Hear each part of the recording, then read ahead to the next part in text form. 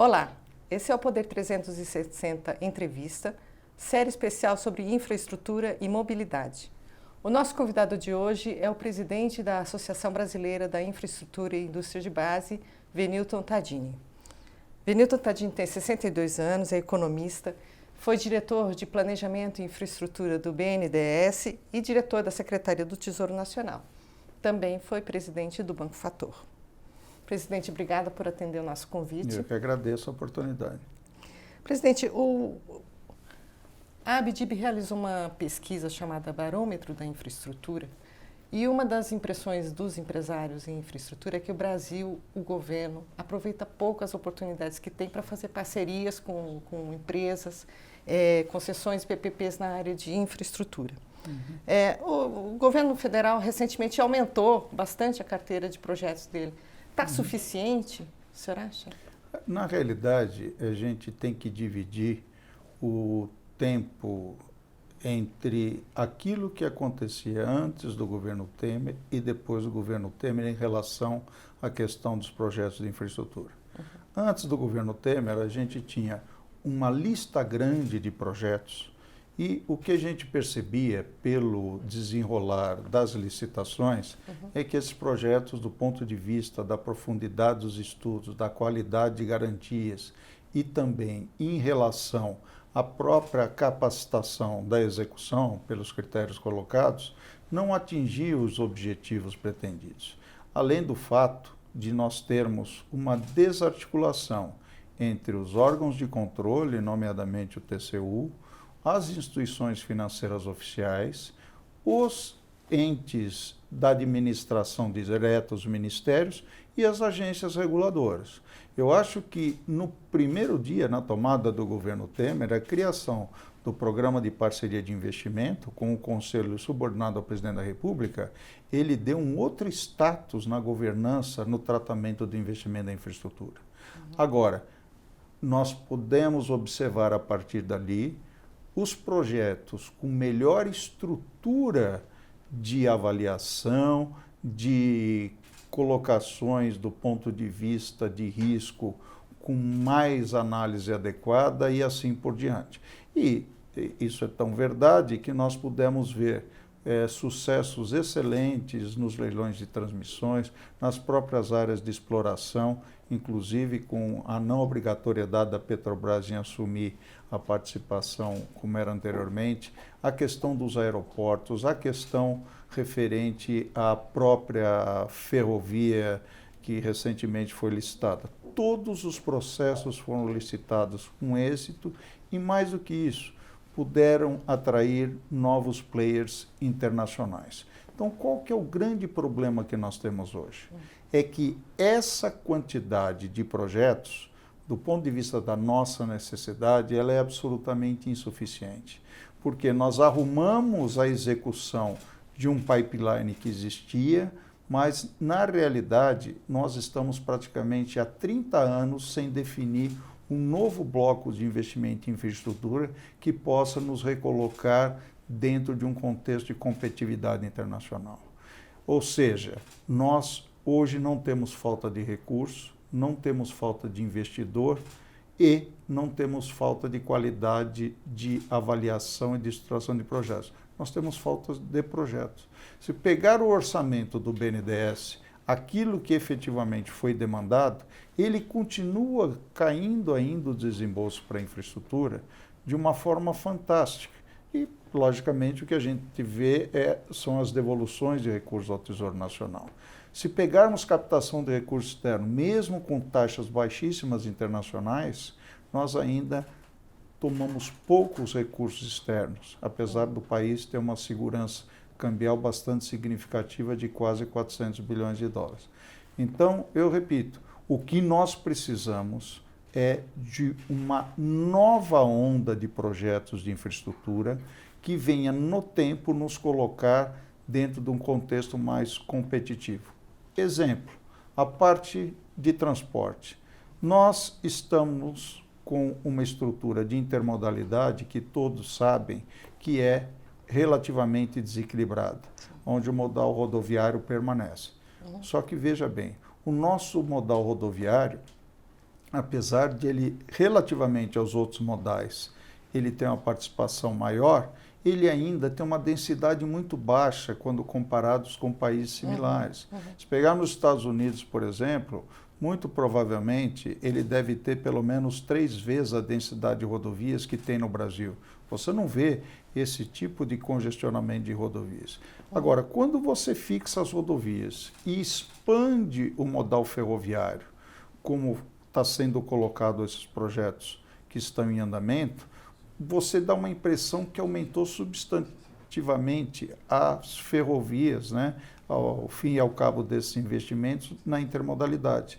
Mas, na realidade, isso não corresponde aos fatos em termos de competitividade, porque nós deveríamos estar aumentando a estrutura rodoviária para que pudéssemos efetivamente ter uma mobilidade a partir das ferrovias na interestadualidade com esse modal.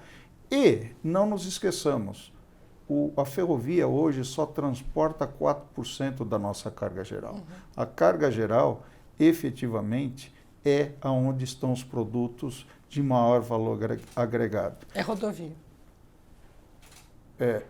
Hoje, basicamente, tudo rodovia. Agora, você veja o impacto que tem, que a própria greve dos caminhoneiros, estabelecimento do frete mínimo, você aumentou para determinados produtos 15% de transporte de cabotagem, que é absolutamente sensível.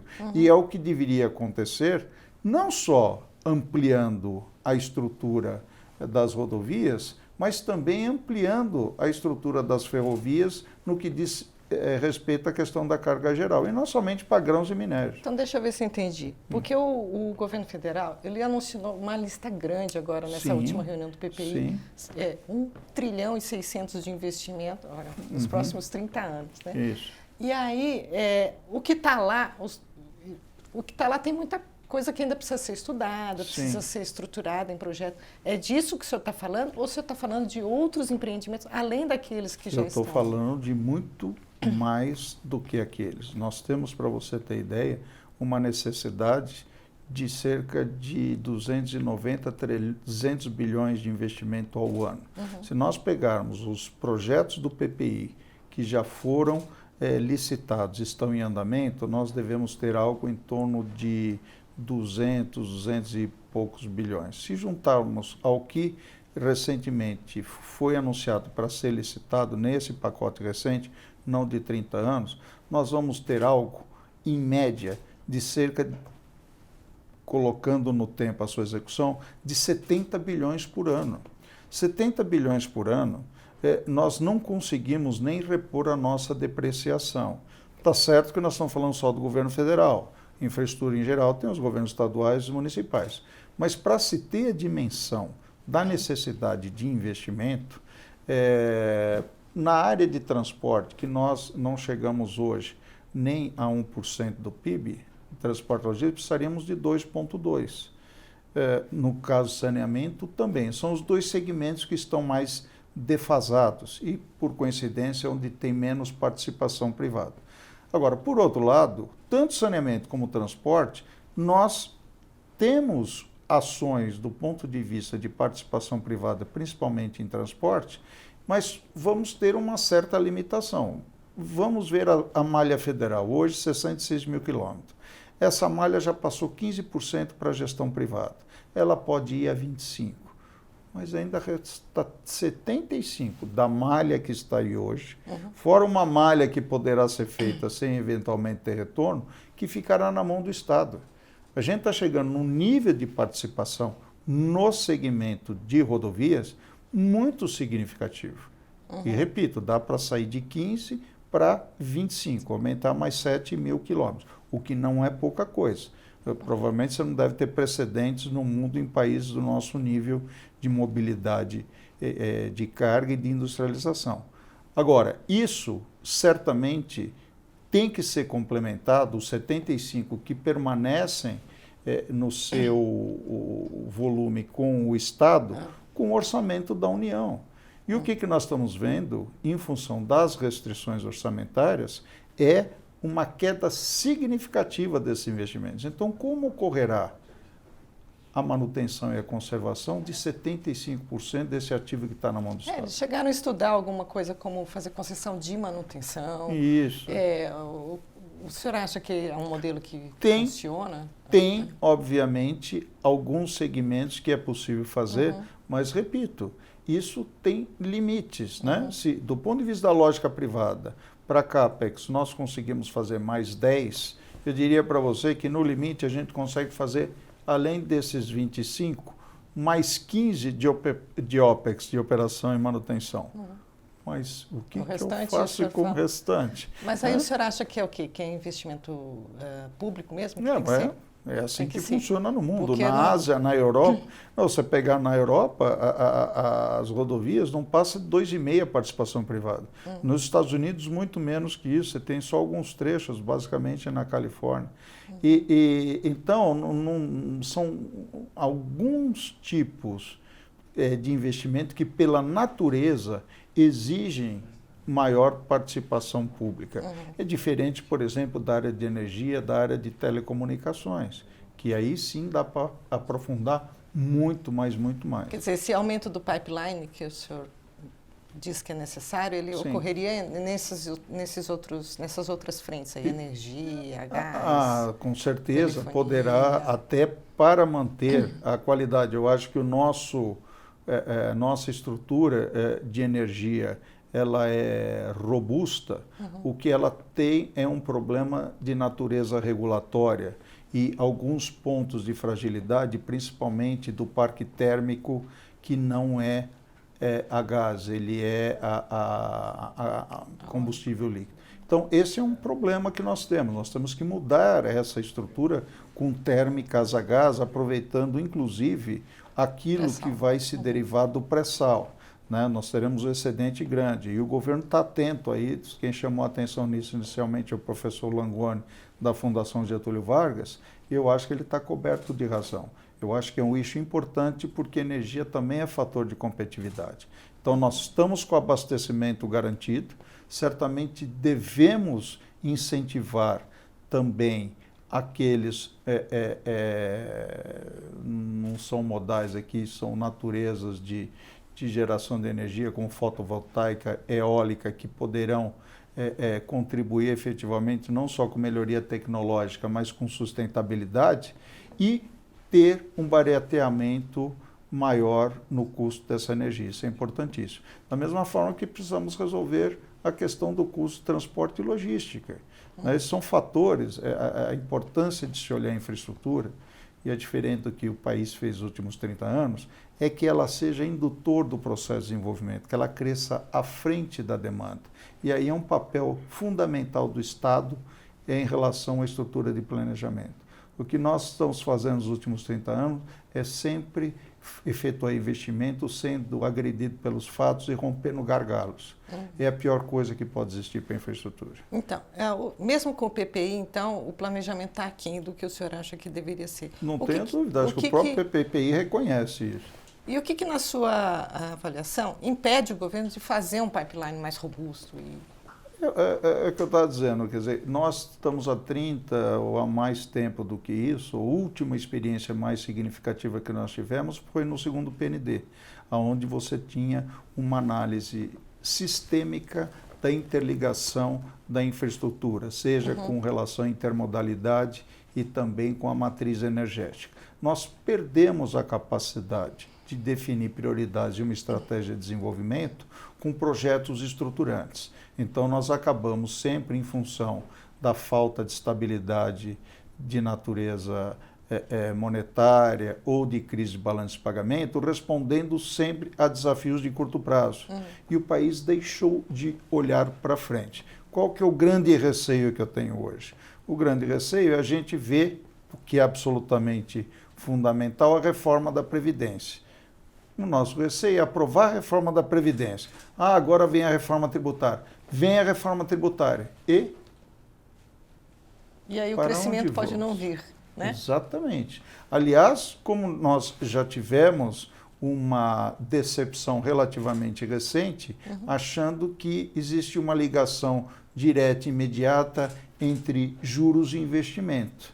né, nós verificamos, né, que nós somos muito peculiares. Nós fazemos políticas expansivas ou de mais intervencionismo em momentos que o país está próximo do pleno emprego, como foi o próprio final do primeiro mandato da presidente Dilma, e hoje, em plena recessão, a gente faz política contracionista, enquanto o mundo é expansionista. E por quê? Porque, na realidade, as políticas que foram feitas em momentos inadequados e, consequentemente, não deram resultado, acabaram sendo demonizadas. Né? Então, precisamos ter cuidado para não cair nessa esparrela. Precisamos entender que o Estado no capitalismo é absolutamente fundamental do ponto de vista da organização, da estrutura jurídica, da segurança e da estabilidade da moeda, bem como da sinalização do que se espera como nação. Então, se nós não tivermos clareza do papel que queremos dentro do cenário internacional, como já tivemos no passado, fica difícil estabelecermos um planejamento que nos leve a um aumento de competitividade. E o senhor vê movimentos, uma atuação do governo para fazer esse plano? Olha, nós temos tido boas notícias e trocando ideias com o Ministério da Economia e o Ministério da Infraestrutura e com o próprio PPI. Né? Nós temos a Secretaria de Desenvolvimento de Infraestrutura, do Diego Macor lá, eles estão preocupados com a coisa do planejamento e ele herdou no Ministério da Economia uma parte da Secretaria de Planejamento que cuida justamente de fazer uma avaliação integrada dos projetos de infraestrutura. E eles estão com bastante clareza da importância disso para nós verificarmos as necessidades futuras. Da mesma forma, dentro do Ministério da Infraestrutura, a EPL foi transferida e certamente está dando grandes elementos para que se trabalhe bastante essa avaliação da nossa matriz de intermodalidade. Então, estou vendo, sim, efetivamente, iniciativas bastante robustas.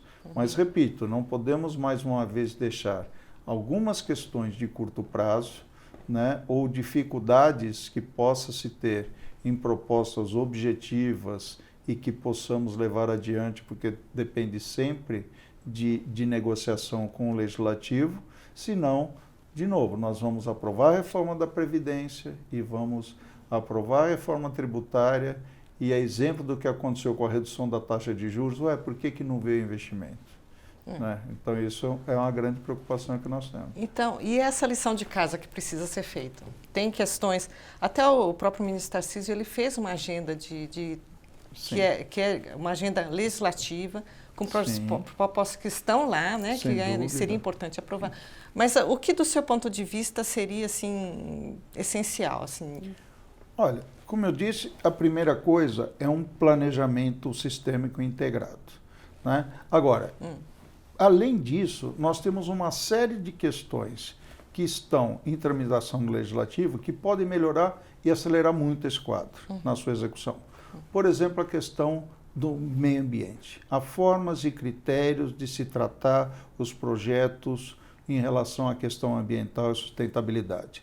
É, obviamente, algo que tem que haver uma preocupação, não pode se assodar tratamento de questões absolutamente fundamentais, mas isso é importante que se crie procedimentos, não se reanalise em cima de análise já feita. É preciso que se tenha um banco de análise do meio ambiente para as localidades que novos projetos vão se direcionar. É preciso uma uniformização de legislação, que hoje você tem legislação estadual, você tem legislação federal. Então, tem projeto de lei tramitando no Congresso para tratar desse tema. Da questão da desapropriação. Desapropriação é outra questão que pode impactar e atrasar bastante o desenvolvimento de um projeto que pode estar bem estruturado, mas que terá problemas e atrasos se não for bem direcionada a questão da desapropriação. Questão das agências reguladoras, né? Nós temos lá um projeto que reforça efetivamente a parte orçamentária, na maior autonomia e permite que tenha maior qualificação na estrutura dessas agências, com maior autonomia de gestão. É absolutamente fundamental. Do ponto de vista da questão do setor elétrico, está sendo discutido, tem um novo modelo que está sendo colocado para que se avance. Na parte de saneamento público, temos a medida provisória 868. Então, nós temos um conjunto de elementos que já foram estudados pela sociedade e que estão em tramitação no Congresso Nacional, que é preciso que isso efetivamente vá adiante.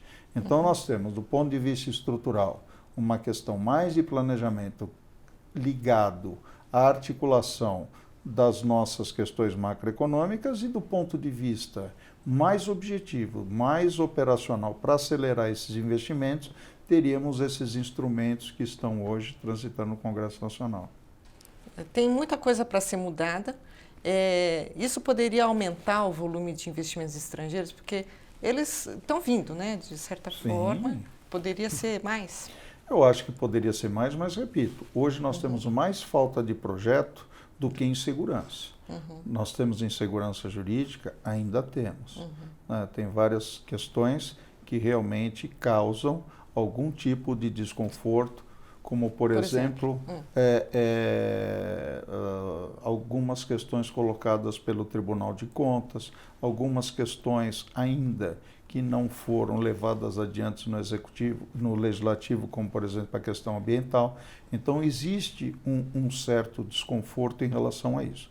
Mas, repito, como hoje tem uma maior integração das discussões, e o ministro Tarcísio, quando está no PPI e agora no Ministério, tem feito isso com muita competência, e o ministro Bruno Dantas também tem ajudado muito no Tribunal de Contas da União, a gente tem evoluído muito nessa relação. Sim. Então, é algo que está acontecendo. Agora, repito, o principal hoje é a falta de projetos e não da questão da insegurança ou da falta de recursos. Eles anunciaram uma fábrica de projetos, né? Exato. E é por isso que todos, tanto o BNDES tem clareza disso, o próprio PPI, que hoje tem ali no secretário Medalha um fundo que também tem recursos da Caixa para prestar suporte nos entes subnacionais, e é importantíssimo, segmento de saneamento, resíduos sólidos, mobilidade urbana, iluminação pública, são absolutamente fundamentais. E temos muitos municípios que não têm nem estrutura técnica suficiente para levar adiante alguns investimentos dessa natureza. Então, era sobre isso que eu queria falar. Tem também as concessões e PPPs de estados e municípios que assim, têm um potencial muito grande de negócios, né? E que não tem sido utilizado. Então, o senhor apontou uma causa aí que é o desaparelhamento. Aí depende um pouco de cada segmento. Exemplo, iluminação pública. Só depende do município ele aprovar a taxa de cobrança da iluminação. Isso acontecendo, você tem instrumento de garantia para participação privada e investimento. É mais rápido, diferente da questão do saneamento. O saneamento, hoje, você tem 75% do mercado com as empresas estaduais, o poder concedente ao município. Então, como ficam a estrutura dos contratos de programa ao seu término, e é isso que trata a medida 868, para permitir que isso seja licitado para a iniciativa privada ao término, ou que isso seja renovado com uma empresa estadual, dependendo do nível de competência que ela tem. Então, aqui nós estamos falando de coisas que têm estruturas regulatórias bem distintas. Eu não tenho dúvida que um dos grandes problemas do atraso dos investimentos na nossa área de saneamento, principalmente coleta e tratamento de esgoto, se deve a essa esquizofrenia dos recursos para aportes não onerosos para esses investimentos do governo federal. A maior participação no mercado são das empresas estaduais e o poder concedente é o município. Não existe precedente disso em lugar nenhum do mundo. Então fica muito difícil. Se não conseguirmos dar as condições adequadas para a participação privada, e aí tem toda a relação que já existe hoje do município com o Estado e o governo federal, a gente não sai desse imbróglio. Mas e como é que a MP ela arruma essa relação? Ela permite que no vencimento desses contratos, programas que as companhias estaduais têm com os municípios, que eles possam ser licitados e não renovados automaticamente, por exemplo, com as empresas estaduais. Permite, por exemplo, que num processo de privatização não precisa mais ter a autorização do município para que transfira aquela empresa estadual que foi privatizada, aquele contrato de programa do município que já existia. Automaticamente ele seria transferido. Coloca regras mais gerais de exploração também e de controle de regulação para a Agência Nacional de Águas. É importante, não que ela vai ser órgão regulador, porque o poder concedente é o município, mas ela estabelecerá linhas e princípios gerais que dará condições de você ter uma maior estabilidade e regularidade para a participação privada. Enfim, tem vários elementos relevantes que podem auxiliar uma maior participação privada, porque são segmentos ainda em muitos municípios que têm retorno, têm atração para o capital privado. É um setor que é reconhecidamente o mais carente de infraestrutura, mas onde há pouca intenção de investimento privado. Não, intenção tem bastante. O que tem é uma restrição e acaba não acontecendo. Né? Pegamos empresas como a Egea, a Acciona ou a BRK, são empresas de porte significativo que têm experiência em operação privada. A Egea, que pode efetuar esses investimentos. Né? E isso é absolutamente fundamental. Eles estão esperando essas mudanças e estão preparados para entrar mais assiduamente no segmento. Certo. A mesma coisa acontece com resíduos sólidos. Só que diferente do saneamento, há mais dificuldade e restrição, e também em relação ao que acontece sobre a iluminação pública, na taxa de lixo.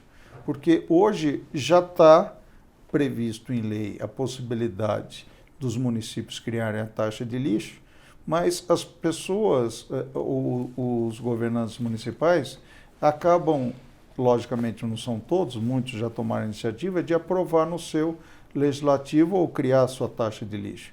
Porque se você paga para água, paga para esgoto, paga de iluminação pública, por que não pagar no lixo? No mundo todo, nós fizemos um seminário recente, trazendo a experiência dos Estados Unidos, que até os anos 90 ainda predominava o lixão e que migrou para a questão dos aterros sanitários, e um dos pontos fundamentais foi a cobrança da taxa de lixo que os entes públicos passaram a adotar. E aí, da rentabilidade, permite garantia para o investidor privado e empresas que nós temos como a Solve, a Estre, que tem capacitação para investir nesses segmentos, possam vir a executar esses investimentos. Né? E mobilidade urbana? Isso também é um problema, principalmente quando a gente fala de regiões metropolitanas, não é? Que o poder concedente é do município, fica todo fragmentado. Exato. A agenda da BDIB tem lá uma proposta de serem criadas autoridades metropolitanas. O que é isso? Nós achamos que a autoridade metropolitana é justamente o que permite você ter a interação para vários municípios, articulado com o poder do Estado, dos governos estaduais, que você tenha condições de levar adiante projetos, porque os custos são extremamente elevados e certamente teria condições a partir dessa autoridade metropolitana, porque ele está articulando. Você pegar o município de São Paulo é um caso clássico disso. Nós temos, por exemplo, a CPTM.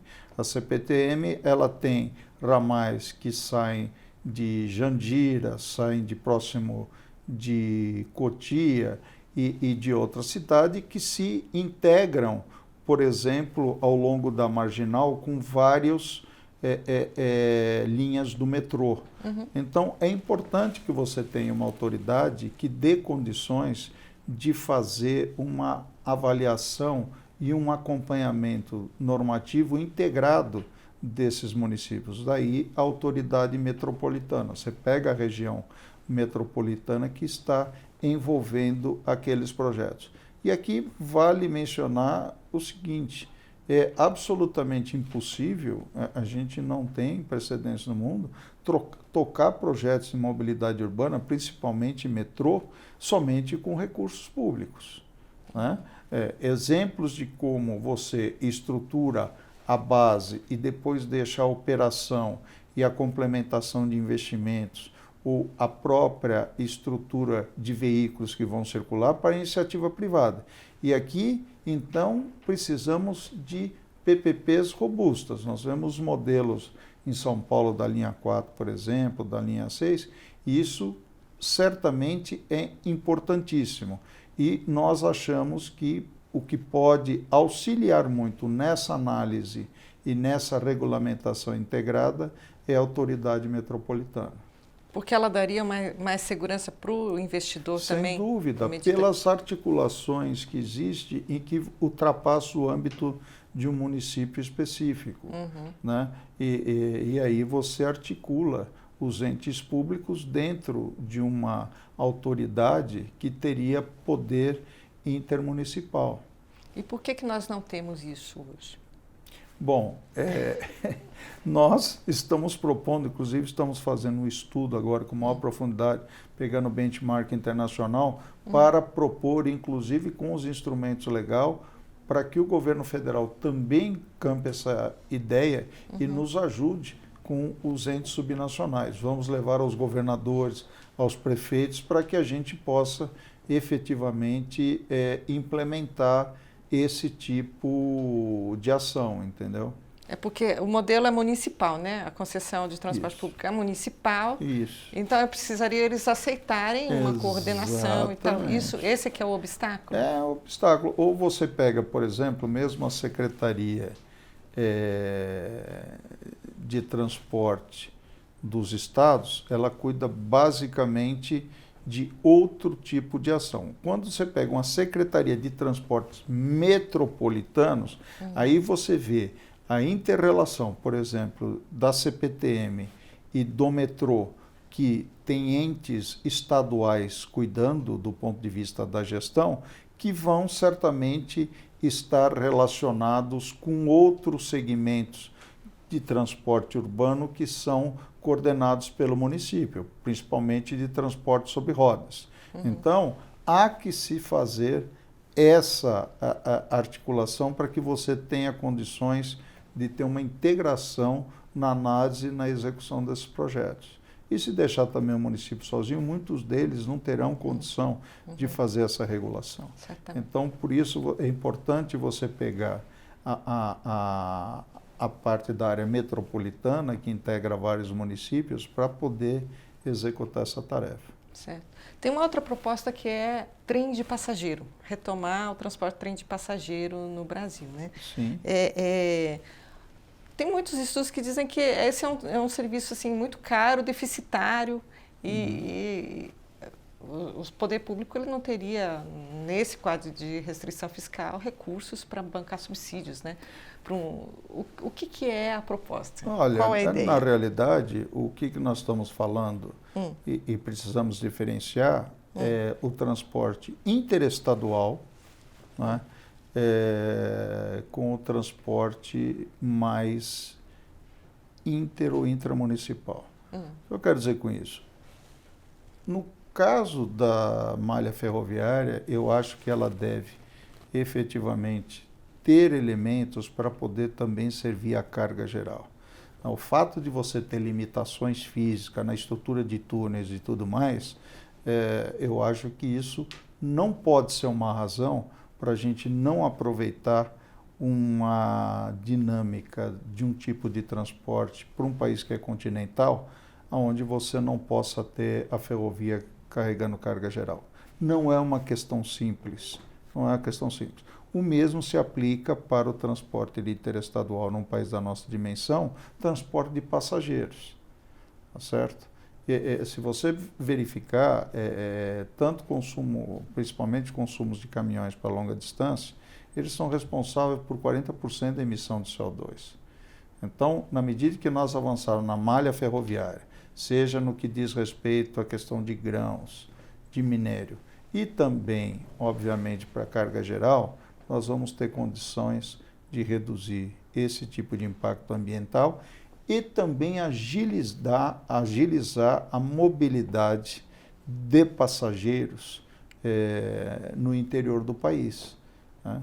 Eu acho que o que houve foi um retrocesso nesse quesito, né? Principalmente em relação ao que foi a região sudeste, que tinha uma estrutura de transporte de passageiros que vinha desde a questão da economia cafeeira, passando por fazendas e tudo mais.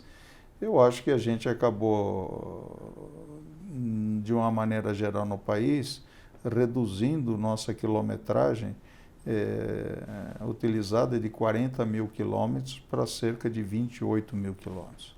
Então, é um contrassenso em relação ao que ocorre no mundo. Não há dúvida que na partida nós teremos alguns gastos que terão que ser feitos, mas, a rigor, esse é que nem, por exemplo, um ajuste da Previdência. Ele pode ser mais dolorido na partida, para que depois nós tenhamos muito maior condições de crescimento no futuro e com mais eficiência e competitividade. Você falou uma coisa lá no início que eu queria um pouco de detalhamento. Não falta dinheiro. Não falta dinheiro para o financiamento. Porque tem muito recurso lá fora, não é isso? E lá fora os juros estão muito baixos, não é isso? Um grupo estrangeiro que queira investir aqui no Brasil, ele tem uma vantagem em relação ao nacional? Pelo fato de ele ter acesso a esse dinheiro mais barato? Ou isso hoje em dia não... Depende do segmento. Eu não acho que ele teria vantagem. Não acredito que tenha, não. Até porque o que ocorreu já no período recente foi uma grande participação de novos players nos investimentos da infraestrutura. Primeiro, aproveitando taxa de juros elevadas e adquirindo projetos que já estão em operação, nomeadamente Porto Primavera, alguns projetos relativos à própria venda que foi feita pela Petrobras. Ainda a taxa de juros comparada com o mundo é relativamente alta, portanto o preço ainda é atrativo. Quando chegar a 14 foi mais atrativo ainda. Né? Então nós tivemos aí grandes transferências, né? A Brookfield comprando a BRK do grupo Odebrecht e a própria CPFL sendo vendida para os chineses. Então essa movimentação ocorreu.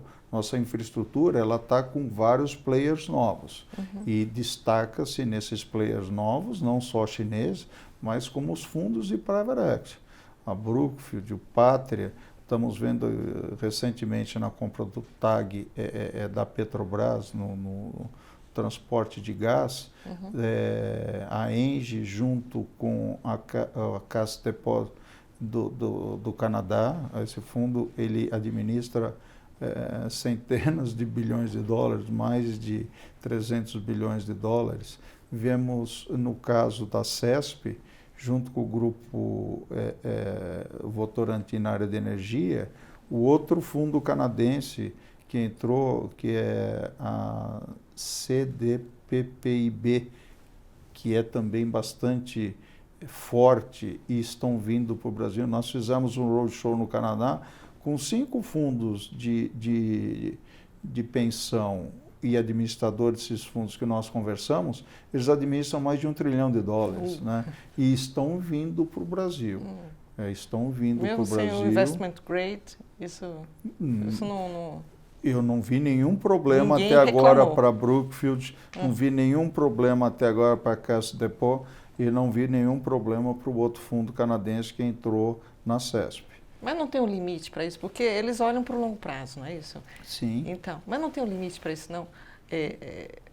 Porque assim, o ambiente, hoje a gente olhando para o ambiente de curto prazo, ele está muito deteriorado, né? Assim, a dificuldade e tal. Isso não afeta, de certa forma? Olha, não tem dúvida que traz e a própria insegurança jurídica, mas o que a gente tem visto com os projetos que têm sido estruturados e também projetos que já estão dando receita, o risco diminui substantivamente. Né? E você vê países como o Canadá, que ele não tem alternativas grandes de investimentos internos, e eles têm uma massa de recursos que precisa ser valorizada para os fundos de previdência que eles têm. E certamente o Brasil é um ponto importante do ponto de vista de retorno para se entrarem. Porque não esqueça, se você está numa posição ruim, você não está no investment grade, não, a taxa de desconto é sempre maior, portanto o preço do ativo é menor. E é por isso que vieram as compras. No momento seguinte, como eles estão entrando nos segmentos que vão também precisar de novos investimentos, eles estarão muito mais preparados do que os players anteriores para executar essa atividade. E é isso que vai acontecer. Então, sempre me perguntam, poxa, nós vamos ter investidores para o novo ciclo? Nós já temos. Nós teremos construtoras para executar as novas obras? Nós já temos.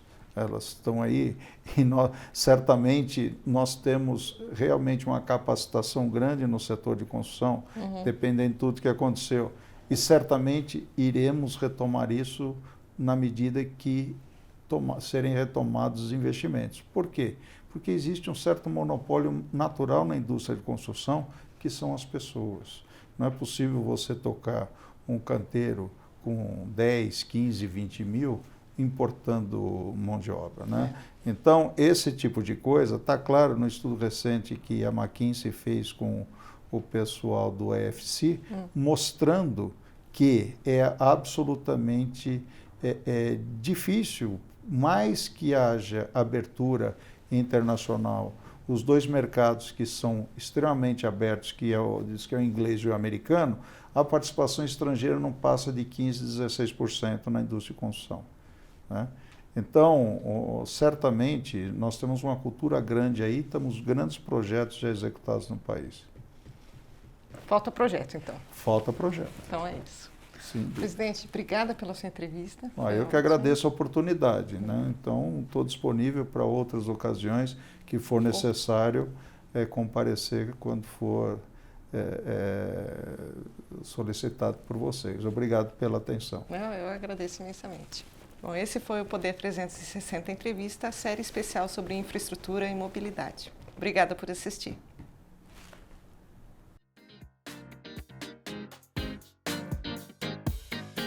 CCR 20 anos. Inovação é o que move a gente.